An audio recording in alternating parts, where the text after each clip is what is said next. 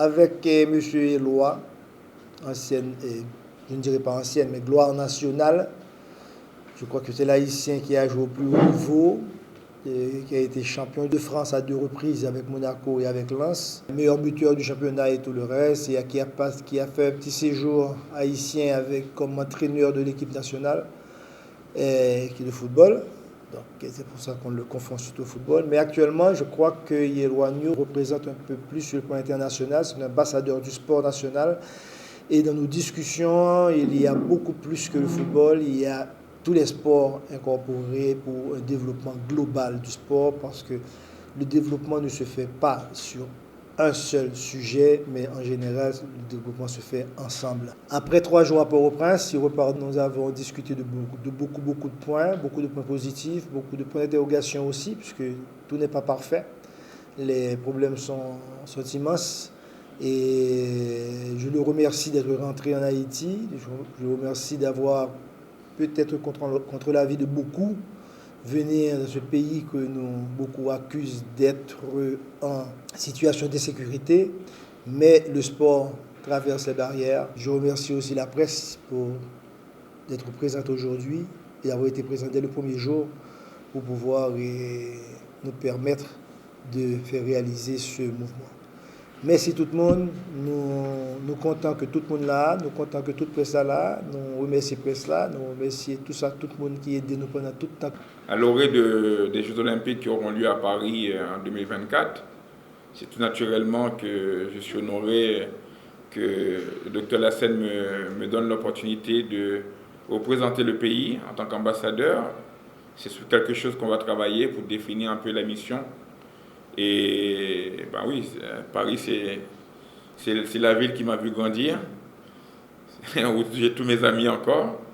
Donc ce serait un immense plaisir pour moi de pouvoir partager avec les compatriotes haïtiens et mes amis parisiens, leur faire découvrir un peu ce que c'est la vie en France. Donc je suis très honoré. Première chose, c'est quelque chose qui doit être défini. On a pensé, on a réfléchi, mais pour l'instant, il n'y a rien d'établi. Mais je me réjouis à l'avance de cette opportunité. On va travailler sur la faisabilité des choses pour pouvoir aider le comité olympique, pour permettre à tous nos athlètes de tout sport de performer et de représenter le pays de la meilleure des façons. Bah oui, évidemment, mon nom sera toujours associé au football, puisque c'est quelque chose que je pratique depuis maintenant 40 ans, en différentes fonctions. J'ai été un passionné, un gamin qui a joué pendant sa jeunesse, un footballeur, un professionnel, qui a joui de son sport comme travail. Après, je suis devenu entraîneur, après, je suis devenu un dirigeant.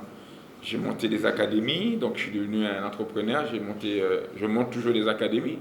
Donc évidemment, mon nom ne pourra jamais être dissocié au football, pour la simple bonne raison que c'est ma passion, c'est ma vie. Aujourd'hui, on me permet de pouvoir élargir un peu ma palette, mes expériences à travers différents autres sports. Et, évidemment que quand on parle de comité olympique, comme il a dit Dr Lassène précédemment, le football sera toujours en priorité. Et quand je dis en priorité, il sera toujours mis en avant. Que ce soit par vous, que ce soit dans nos discussions, même quand on échange sur d'autres choses, on compare toujours, on prend des comparaisons qui ont un rapport avec le football. Donc, ce ne sera jamais dissocié. Pour pouvoir l'apprécier, il faut déjà définir un peu le fonctionnement, les missions. Après, c'est quelque chose que ma famille n'est pas encore au courant. Je ne vais pas rentrer dans les termes de ce que ma famille peut penser et tout ça, mais c'est quelque chose qui va se faire progressivement. On va réfléchir et de toute façon, ce n'est pas une tâche qui va être difficile et compliquée à développer, à faire, parce que c'est avant tout une motivation, une passion, une volonté et un plaisir. Donc ce sera que du plaisir. Premièrement, en 3 jours, évidemment, ce n'est pas évident, en plus surtout la situation que vous connaissez, que tout le monde vit ici en Haïti. c'est pas évident de pouvoir faire tout ce qui était possible de faire, de rencontrer toutes les personnes qui étaient possibles d'envisager de rencontrer. Mais on a fait au mieux, on s'est adapté. Vous savez, pour vivre en Haïti, il faut être d'une capacité d'adaptation à l'extrême, parce qu'il y a toujours des imprévus. Donc oui, peut-être que je vais être amené à revenir, peut-être que je vais être amené à échanger avec les personnes par les moyens que nous connaissons. Hein. Il y a différents moyens maintenant de nos jours de communiquer. Donc c'est quelque chose qui va se faire progressivement. Donc est-ce que je suis satisfait? Est-ce que j'ai eu les échos de tout ce que je voulais? Évidemment que non, mais il n'y a pas de quoi s'alarmer. Je ne veux pas dire que Wagno a refusé. J'invite à ces personnes qui disent des choses d'aller consulter le règlement de la FIFA. Je pourrais vous donner les points précis de l'article. Quand un joueur de foot est affilié à un club, quel que soit le pays, et qu'une fédération veut ce joueur représenter son équipe nationale, le joueur a l'obligation de répondre positivement à cette convocation. Pour ce fait, la fédération doit envoyer un courrier officiel au bout de 15 jours, informer le club dans lequel le joueur il évolue. Okay? Ainsi, le joueur doit avoir un courrier avec les dates, les compétitions à jouer sur une durée de 1 semaine. Et le joueur, pour une raison ou pour une autre, s'il refuse la convocation, il doit avoir les motifs, les raisons, l'expliquer pour désister. Et si ces raisons-là ne sont pas conformes au règlement de la FIFA, le joueur est susceptible d'être sanctionné. Donc, est-ce que ça a été mon cas? Jamais. Est-ce qu'on m'a convoqué? Jamais. Est-ce qu'on a fait entendre des bruits? Oui. Mais en fin de compte, pour répondre à ta question, les gens, ils expliquent, ils justifient. Je ne vais pas utiliser ce mot-là parce que ce n'est pas le but. Mais pour que vous puissiez comprendre, il faut quand même, j'essaie de donner une explication assez claire, l'incompétence, pas des mensonges. Donc si j'étais convoqué et que je refuse, ils étaient en droit de pouvoir me sanctionner et ça n'a jamais été le cas. Alors je ne vais même pas revenir et je ne vais même pas débattre sur toutes les aberrations que j'ai pu entendre. Mais bon, on laissera d'autres personnes qui ont pu travailler en interne répondre à ces questions. Le seul reproche que je peux me faire sur ce genre de situation, c'est que moi, c'est les valeurs que le football m'a transmises durant toute ma carrière, c'est-à-dire le respect, l'humilité. J'ai jamais voulu répondre à toutes ces choses-là, j'ai jamais voulu faire du bruit. Même quand je suis parti, personne n'a entendu parler de moi, parce que j'ai déjà le respect de l'aîné, et ensuite j'ai l'humilité et la simplicité de vivre ma vie à travers l'éducation que mes parents m'ont donnée.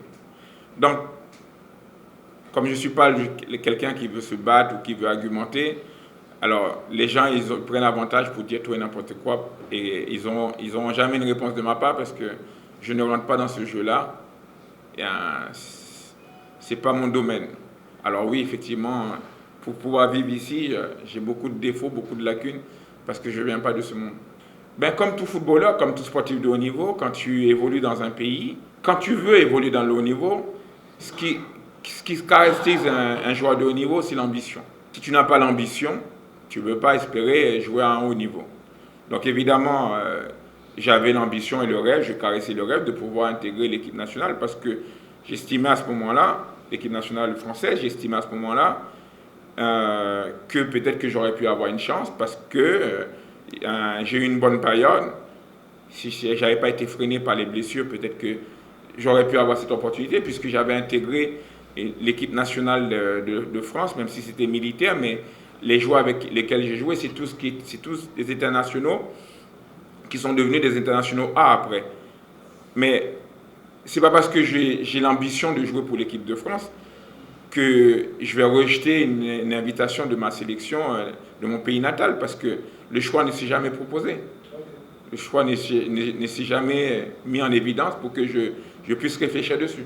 Je me rappelle, avant de m'installer aux États-Unis, j'étais venu en Haïti juste avant d'être entraîneur pour pouvoir voir comment mettre des académies sur place et aider au développement du football. Et quand j'ai compris que tu ne peux pas forcer les gens à apporter ton aide s'ils n'en veulent pas, je suis allé m'établir aux États-Unis, j'ai monté mes académies aux États-Unis. Ça fait 10 ans, plus de 10 ans que je suis dedans et ça marche très bien. Donc de nouveau, j'ai été sollicité par des personnes qui sont des amoureux du football pour justement venir apporter cette contribution pour le football parce que c'était le moment, parce que tout le monde connaît la crise qu'il y a. Donc on avait dit qu'on n'allait pas parler, mais je suis obligé de mettre ça en avant parce que c'est là que je veux en venir par rapport au comité. Donc ils m'ont sollicité pour venir aider, apporter mon expérience. De nouveau, je dis bien de nouveau, je ne veux pas me battre avec les gens. Quand tu n'as pas besoin, tu ne veux pas recevoir de l'aide de qui que ce soit, je ne vais pas me battre avec eux pour pouvoir faire quoi que ce soit. Et dans ce sens, je vais être ravi et heureux de mettre toute mon énergie, toute mon expérience, tout mon réseau au service du comité olympique pour faire exactement ce que j'avais prévu de faire pour le football. Mais là, à l'inverse, on va le faire dans tous les sports et je suis ravi pour ça. Et donc, je vais m'accrocher avec Dr Hassen comme il va s'accrocher à moi pour réussir dans notre projet et j'espère que j'aurai le même succès que j'ai eu avec mes académies.